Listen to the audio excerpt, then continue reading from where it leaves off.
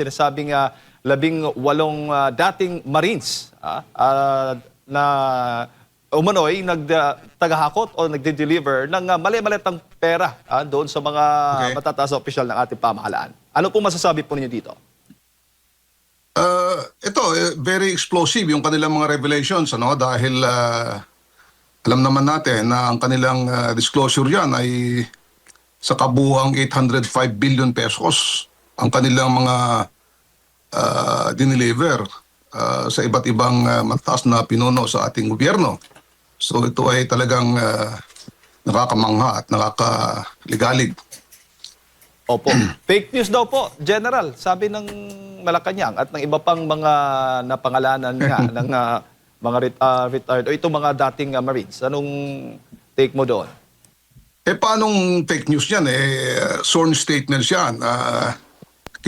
Kinorroborate nila yung mga dati ng disclosure ni Saldico at saka ni Sergeant Gutesa. So, paanong masasabing fake news dyan? At yun nga, pinangangatawanan nila ang kanilang mga paglalahad na yan. In fact, malaking tapamakan sa kanila sa paglalantad ng kanyang kabigat ng mga akusasyon. Ano? So, bakit pa sila maglalahad ng mga fake news na yan? Ikamamatay nila yan. Opo. Pero personally, General, dahil nga may nilabas nga itong AFP, pati yung Philippine Navy na ilan nga daw dito sa mga lumabas o lumantad ay hindi kasapi ng Philippine Navy o ng AFP. Anong take mo? Okay, base sa ating nalaman, 16 dito ay mga dating Marines, 13 ay dishonorable discharge. 3 sa kanila ay talagang retirado sa Marines. Ang isa ay retiradong Army at saka isa naman ay Army Reservist. So talagang nagserbisyo sila sa ating armed forces. Kaya andyan naman yung records. Dapat klarong-klaro yan sa armed forces. At pinatutunayan nitong may koneksyon itong mga pahayag ng 18 dating Marines doon sa ibinunyag dati ni Master Sergeant Orly Gutesa. General. Totoo yan, dahil merong ang picture doon sa mga sworn statements nila. Nakasama talaga si Master Sergeant Gutesa sa mga pag-deliver ng mga mali-malitang mga pera na yan. Opo. Pero anong take po ninyo na sa halip na sagutin o bigyang linaw itong mga nilalaman ng mga pahayag ng 18 mga Marines ay doon po sa pagkakaso ang atake nitong gobyerno o nung mga pangalan na nabanggit po nitong mga Marines na ito?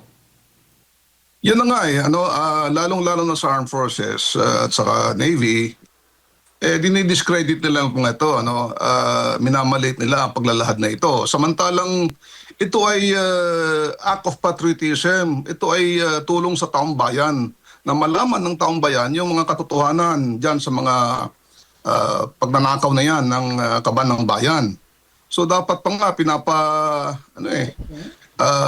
pinaparangalan ng mga ganito na paglalahad. Ang sinasabi nila ay marami daw sa kanila ay dishonorable discharge. Granting na tama yun, pero hindi yun dahilan para malitin mo sila kasi nagsakripisyo yung mga yan. Ibig sabihin yung paglalahad nila na yan ay nalalagay sila sa matinding of course pressure. Nila yan yung kanilang karangalan. Bakit sila magsabi ng ganyan? Ikakapeligro rin ang kanilang personal na buhay, pati ang kanilang pamilya. So, ako ay naniniwala na totoo at itong mga sundalong ito, dating sundalo ay mga mararangal na mga Pilipino na nagmamalasakit, nagmamahal sa ating bayan. Opo.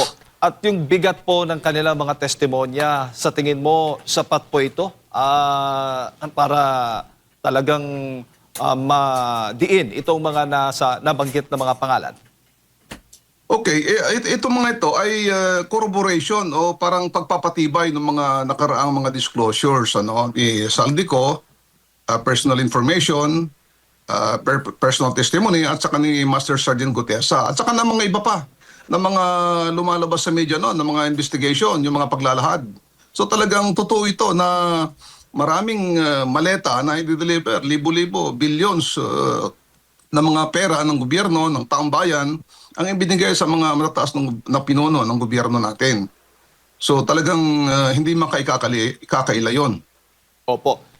General, may ideya ho kayo kung nasaan na ngayon si Master Sergeant Gutesa? Wala akong personal na nalalaman. No? So hindi naman tayo involved dyan sa kanya. Pero base doon sa lumalabas sa media, parang nagbumaliktad yata siya doon sa kanyang unang testimonya. Ang sabi doon sa report sa media ay parang nagtatago ng kapwa Marines, pero meron ding ibang nagsasabi na tinatago ng gobyerno o whatever. Hindi ako sigurado dyan. Opo. Sa tingin mo, itong mga lumabas na mga 18 Marines ay ganun din ho ba ang kanilang sasapitin? Possible, General?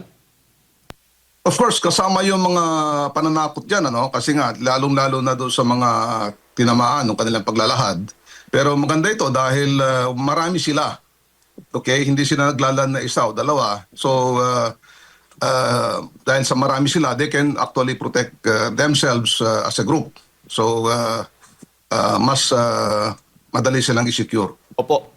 Pero umaasa pa rin ho ba itong grupong ito, itong mga Marines na ito, kasama ang kanilang abogado na aaksyonan ng gobyerno, ng korte natin, itong kanilang mga reklamo?